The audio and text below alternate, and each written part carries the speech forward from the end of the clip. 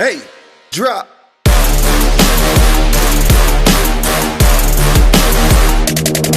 Oke, selamat datang di podcast Mata Persib. Podcast yang akan membahas Persib secara lebih menukik review match antara Persib Bandung melawan Madura United yang dimenangkan dengan skor 5-0. Oke, akhirnya setelah beberapa match ke belakang kita menang dengan skor 1-0, 0-1 gitu ya. Akhirnya Persib menjawab segala kritik bobotoh, segala keraguan bobotoh, dan malam ini berhasil menang dengan skor dan permainan yang sangat meyakinkan dengan skor 5-0 ya.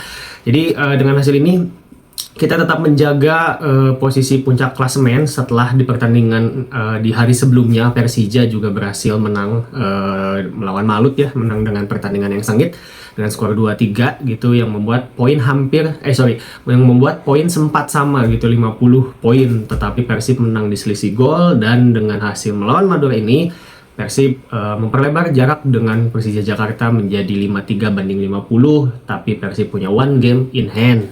Jadi masih ada satu pertandingan tunda melawan Borneo yang nanti akan dilaksanakan di bulan pertengahan Maret. Oke, sebelum kita review lebih jauh lagi, mengingatkan untuk teman-teman yang belum follow sosial media @matapersib Instagram kami, jangan lupa untuk di follow. Kita akan banyak diskusi di situ, banyak analisa, banyak live komen sama teman-teman followers juga gitu. Jadi jangan lupa untuk di follow sosial media @matapersib, juga di subscribe channel ini. Oke, nah kita bahas dulu dari line up. Lagi-lagi untuk pertandingan ini tidak ada Tom Haye yang memang absen karena ada keperluan keluarga yang belum terselesaikan, yang dari konfirmasi Bojan di preskon ya.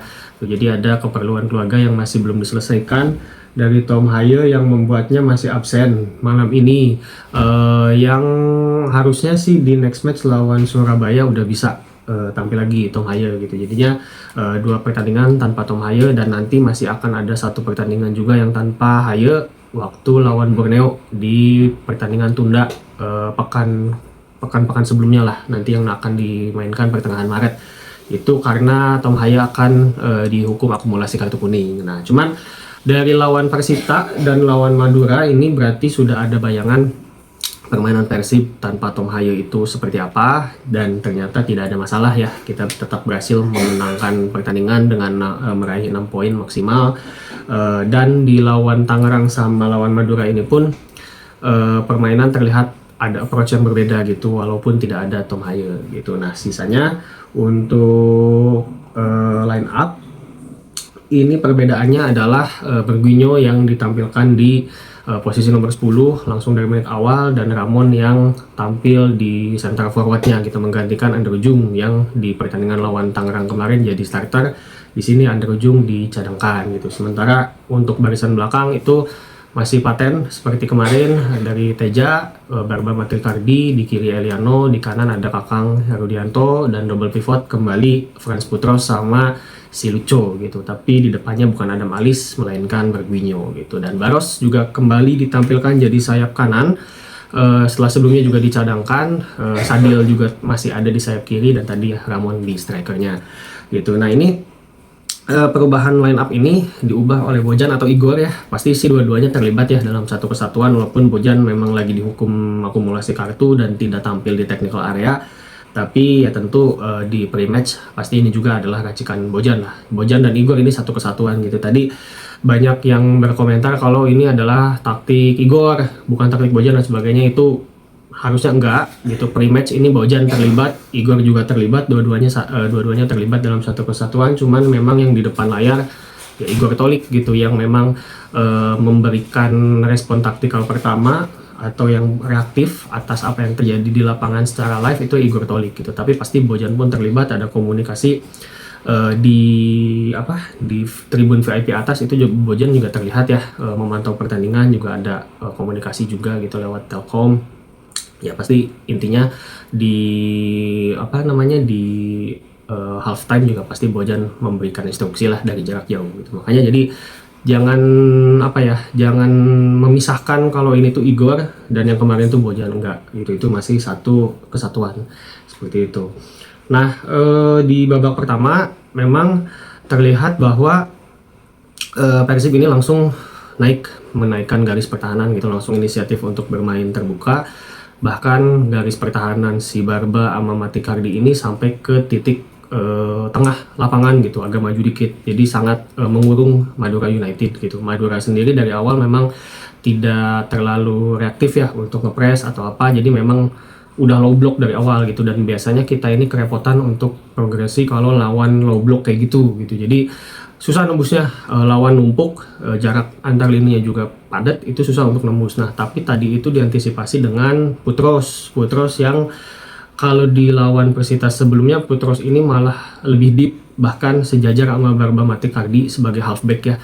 Kalau di Barca zaman Pep dulu tuh kayak basket, jadi dia jemput sampai ke barisan pertahanan, jemput bola, langsung bantu progresi. Nah kalau ini tadi Putros lebih advance ke depan, ke area half space kanan lebih tepatnya gitu. Jadi perannya tadi lebih ke nomor 8 si Putros ini ketimbang nomor 6 di pertandingan sebelumnya. Nah sementara untuk nomor 6-nya DM-nya itu justru Lucho, yang memang bermain agak dalam dan banyak mengirimkan bola-bola direct itu dari dalam itu sama Luciano Goicoechea gitu. Nah peran Putros yang lebih maju ini bikin low blocknya Madura lumayan terdisorganisasi gitu, lumayan jadi kocar-kacir. Kenapa? Karena jadi menang jumlah di tengah, di area lini tengahnya Madura gitu, area defensive midfieldernya Madura ini Persib jadi menang jumlah gitu karena adanya Putros.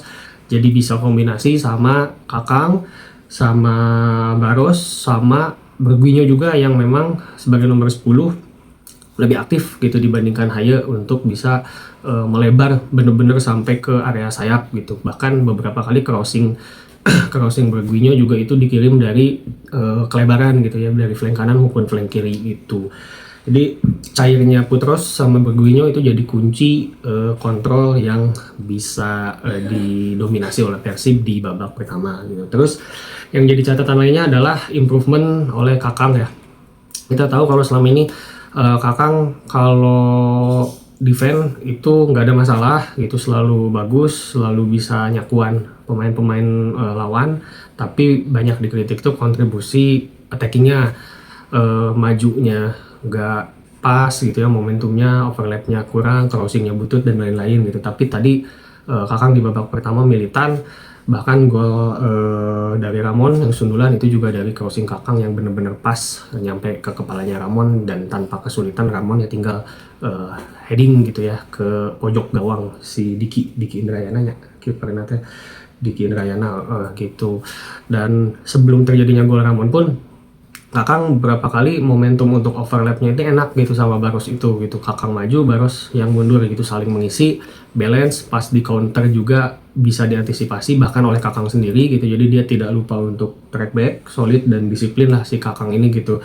Di pertandingan ini tuh Kakang akhirnya bisa tampil menyerang dan bertahan sama baiknya gitu. Makanya ini improvement yang sangat oke dari Kakang, apresiasi banget. Dan yang cukup stand out lagi adalah Eliano di sisi kiri itu tadi sangat agresif untuk membantu serangan.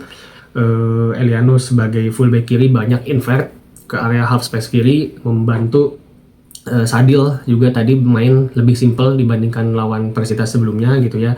Jadi lebih banyak kombinasi sama Eliano yang terjadi, dan chemistry-nya udah mulai enak sama Eliano, jadi cair banget. Eliano pun bebas, bahkan bisa masuk ke kotak penalti beberapa kali dan mendapatkan peluang juga, mendapatkan shoot on goal ya Eliano ya sempat. Itu kan pergerakannya kalau bukan karena football IQ yang oke, mungkin nggak akan bisa kayak gitu. Jadi si Eliano bener-bener bisa masuk ke kotak penalti, dapat bola, dan itu tuh selalu pas gitu, nggak pernah ketinggalan track back. Jadi momentum dia untuk bantu nyerang itu tuh selalu di fase penyerangan yang memang menghasilkan peluang gitu si Eliano Reinders ini.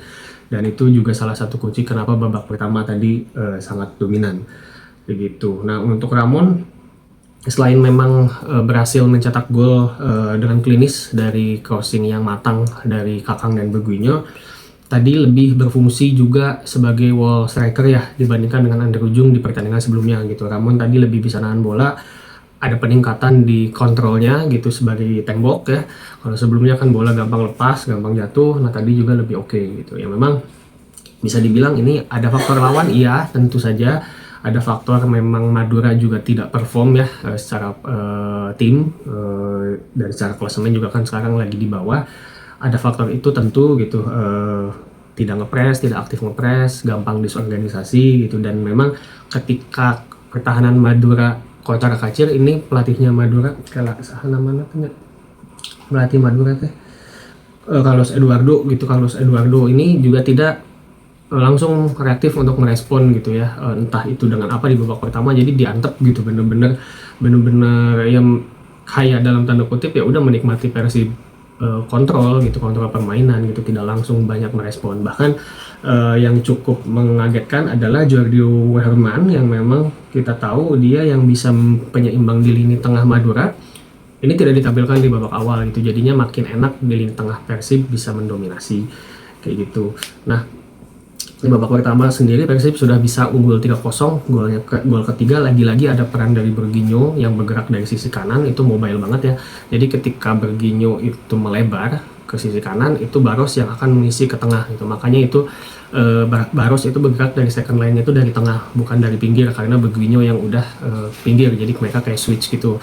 Berginho ngelakuin tendangan dan bola muntah yang memang tidak diduga lepas dari Diki bisa dicocor oleh Barros dengan sempurna gitu. Ini pun jadi momentum Barros untuk bisa dapat confidence-nya kembali gitu, untuk bisa pede lagi karena udah lama nggak mencetak gol dan akhir-akhir ini juga sedang mendapatkan kritikan gitu ya si Barros ini, bahkan kemarin sempat dicadangkan. Jadi ini adalah statement yang bagus dari Barros, penampilannya juga oke, banyak berkontribusi untuk menciptakan peluang-peluang bagus gitu, terutama di babak pertama.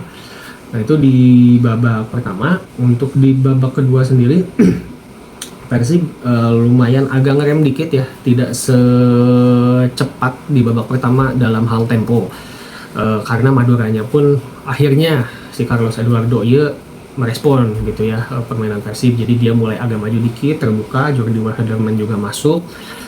Cuman masih ada problem di progresinya Madura, karena jarak antar lini Madura ini jadi kayak agak lebar dan yang nggak konsisten gitu ya si struktur Madura ini. Makanya Persib gampang banget untuk antisipasi di lini tengah gitu, untuk motong-motong progresi dari Madura gitu.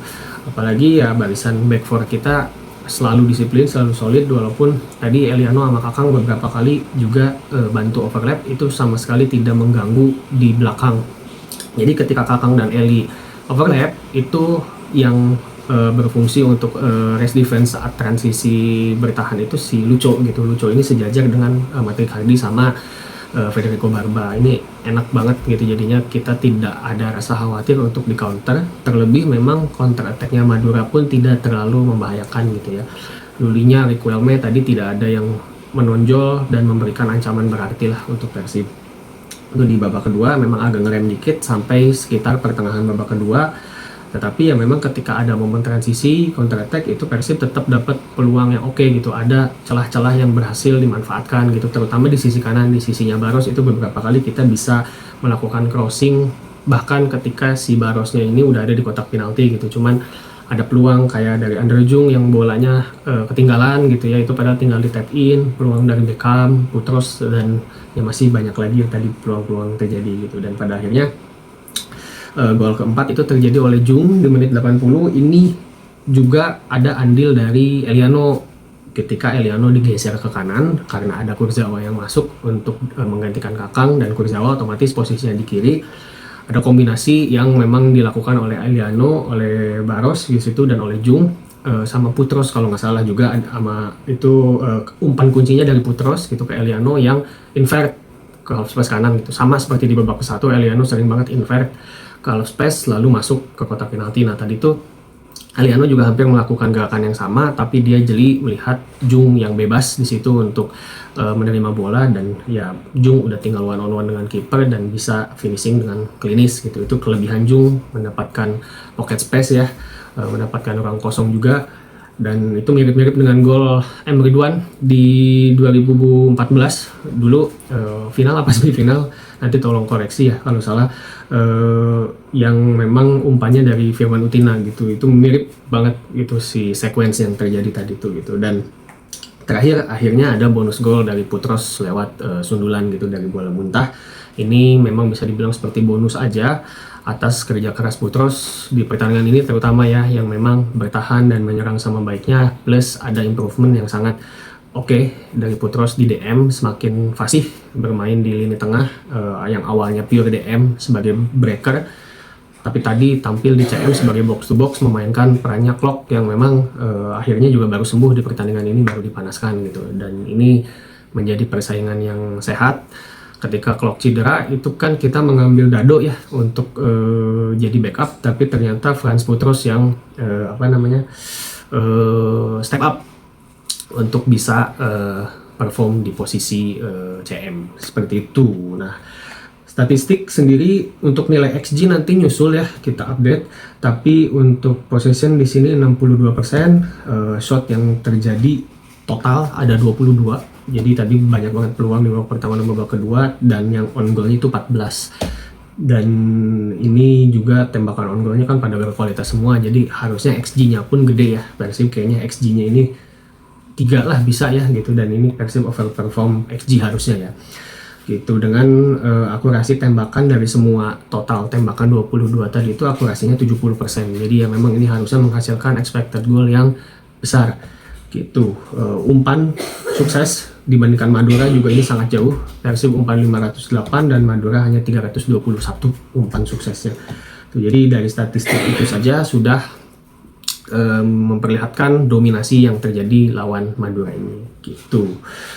Ya balik lagi ya, jadi memang apakah tergantung lawannya kualitasnya kurang, bisa jadi iya. Tetapi yang punya approach kayak Madura tadi itu kemarin juga ada kita hadapi ketika lawan Biak, lawan Persita gitu, atau lawan Solo juga gitu, yang memang gak terlalu agresif ngepres, banyak menunggu, dan sebetulnya bisa kita cecer gitu. Nah tapi Persib baru mau cecernya lawan Madura gitu tadi. Jadi balik lagi tinggal ke approach gameplaynya dari awal mau atau enggak untuk bisa ngececer, untuk bisa mendominasi sampai bisa menghasilkan skor yang mencolok kayak gini gitu. Karena yang lawan ininya kayak Madura itu ya bukan Madura doang, kemarin juga lawan Persita, lawan Persis, lawan Biak juga kayak gitu. Cuman ya Persib ternyata permainannya nggak memuaskan gitu kan di pertandingan-pertandingan sebelumnya, dan skornya pun alhamdulillah tetap 3 poin gitu, 1-0. Cuman ya itu ada beberapa poin yang menjadi kekecewaan gitu. Tapi ya apapun itu 3 poin tetap yang paling penting seperti itu. Oke, itu dulu mungkin untuk review pertandingan kali ini. Jangan lupa untuk follow sosial media @mata Persib, subscribe channel ini, dan koreksi kalau ada informasi yang salah. Kita ketemu lagi di match selanjutnya melawan Persebaya. Itu oke. Assalamualaikum warahmatullahi wabarakatuh. Hidup Persib.